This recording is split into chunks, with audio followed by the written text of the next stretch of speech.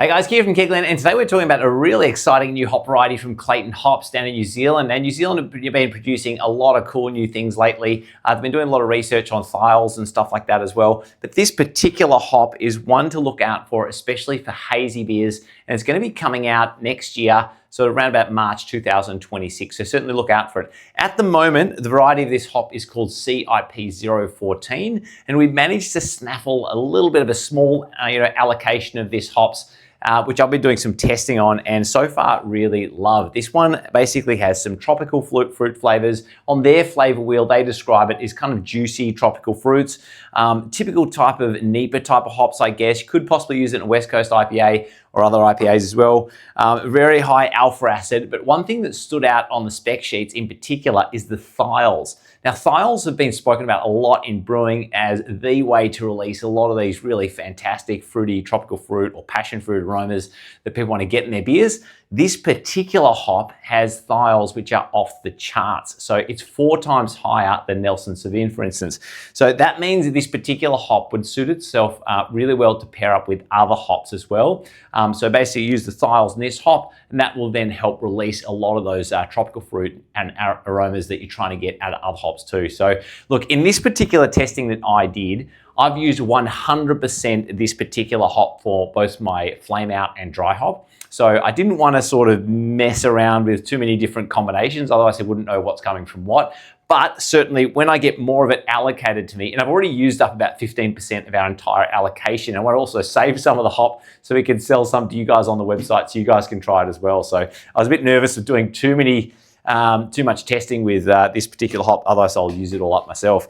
But anyway, so I did this batch, and essentially this batch was made up of essentially pretty neutral hazy profile, where I've got the Barrett Burson's pale malts. I've also got Marisota, so 10 kilos of the pale malt, 10 kilos of Marisota. I've also got 3 kilos of the Carapils or Carafoam, and also 3 kilos of rolled oats. So that's like what I would normally do in my 100-litre Brewzilla at home to make around about a 100-litre batch.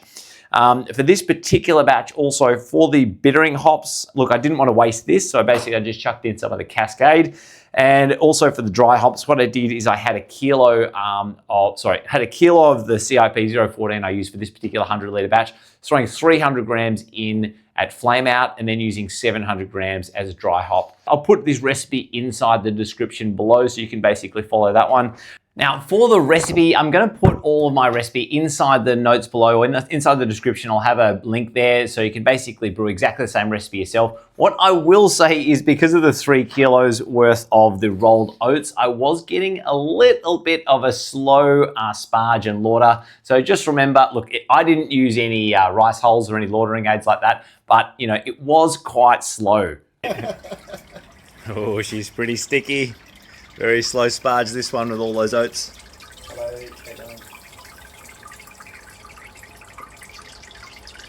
Now, also since making the beer, I also have had a bit of a call around to a number of breweries that we deal with and found that actually quite a few breweries have already jumped onto this hop and given it a go as well. So if you guys want to try a beer with the CIP-014, there's a number of ones that are out there as well. So I found that there's Range Brewing have a beer which is coming out with it soon. Banks, Gage Roads, and even Mountain Culture also have a beer with the CIP-014. Now, I wasn't able to get the exact name that it's going to be called being released from those breweries, so you might just have to keep an eye on their website or maybe contact them. But there is Coastal Brewing Co., which have already released 2 beers in cans, and that's called the Show Off CIP-014 Hazy Pale, and they've also got the Northern Branch CIP-014, so you can try that one. Also, Pirate Life have just released one which is in like this sort of little blue can, and it just says New England IPA on there, and that also uses the CIP-014. Now, if you're in America, it kind of surprised me. It's such a small allocation of this hop, but they've obviously been shipped out to some of these breweries who have been asking for it. But Radiant Beer Co., there's one called Are You Ready if you're in America, or the Social Project Brewing Company, there's one called This Must Be the Place, also using it. So you guys can go out and try some of this hop. Now, some of you guys also might be wondering, what is sort of the lineage with regards to the genetics of this particular hop. And what they've done is they've got Nugget and another hop called Smooth Cone, and basically they've kind of crossbred these two together to come up with this particular new hop variety. Now, some of you guys also might be asking what's up with the name CIP-014, and that's because also the name, proper trademark name hasn't been allocated yet. I've been sifting through some of the trademark registrations for Clayton Hops. You could probably get a bit of a guess maybe by what their registrations are online there, what they might call it. But that officially has not been released, and their marketing department has not allowed me to tell you guys what the official name's going to be.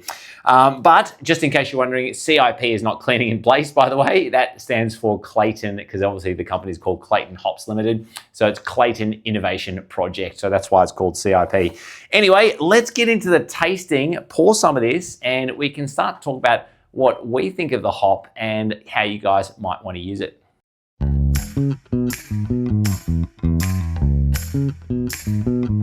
All right, so I've got Brady with me, and we've actually had this beer on the staff room tap for the last sort of week or so, and it's basically, we all had a bit of a crack at it. And Brady, what do you reckon? Yeah, I mean, it's been pretty popular on the tap, but I'm getting like grapefruit and those, and stone fruits as well. Yeah, that's sort of how I describe it too. Like for me, the dominant flavor, it's kind of funny, even though this is not on the flavor wheel. I mean, the flavor wheel that they have online has this sort of spider chart, which is very much like stone fruit, tropical, citrus, and a little bit floral. And that's sort of the way it is at the moment. But for me, I got, definitely prominent, almost like apricot. Yep.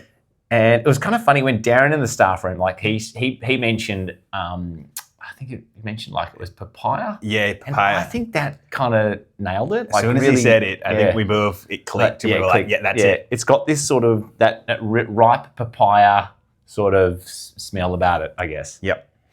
So so I think if you got like maybe 50% papaya and 50%, and with the grapefruit, I suppose, I think I can get a bit of that, but I'd say it's way less citrusy than Citra or Lemon Drop or one of the other ones. And even though the descriptors on the sheet here say passion fruit, I kind of don't get heaps of that. I would say like Mosaic, I get way more passion fruit. Yeah, definitely. But I think it'll do really well in like a West Coast as well. Yeah, because I think like with a bit of body behind it, I think it'd be really a real cracker. Yeah, totally. And because it has such high thiol production, I'm super excited to use more of this in combination with other hops to release those other, it probably will release a lot of passion fruit with those, I think when it's used with Mosaic and help the thiols will help sort of get that biotransformation happening. Yeah, but you got to be quick because we've not got much. Yes, we've only got a limited supply. So it's going up on the website shortly. I'm pretty sure it will sell out. Do we have any more coming in? That's kind of the last of the harvest. So then we'll have to wait until March next year. So yeah, if you want to get your hands on it, you got to act quick. Yeah, okay, no worries. Well, that's it, guys. If you've got any questions, definitely put in the comments below. Or if you've tried one of the other beers I've mentioned that the breweries have coming out, definitely put them in the links in the comments below as well. If I hear of any other beers that are using it for this particular harvest, I'll also basically put that in the description below and just make mention to other beers you can try with this particular hop. But super exciting. Look, I think this is going to be one of the big things for the next 12 months coming out of New Zealand. So keep an eye out for it. Yeah, I'm really excited to use it in one of my brews. Yeah, nice one. All right, well, thanks guys. Definitely bottom right-hand corner, hit subscribe. Make sure to hit that notification as well, so that way that bell icon so you get notified when new videos land. And of course, our Facebook Homebrew community group, jump on that one. We also just launched a TikTok channel, so I'm putting some of the inside goss on there, stuff we're doing just in the office and random stuff. I'm shooting on my phone up on TikTok too now. So it's a great place to see the latest gear that we're kind of prototyping. Yeah, that's it. So I just put the air still up on there. A few people like that. Not a lot of subscribers yet. Anyway, hopefully they'll get there. Yeah, okay, nice one. All right, cheers. Cheers, guys. See ya.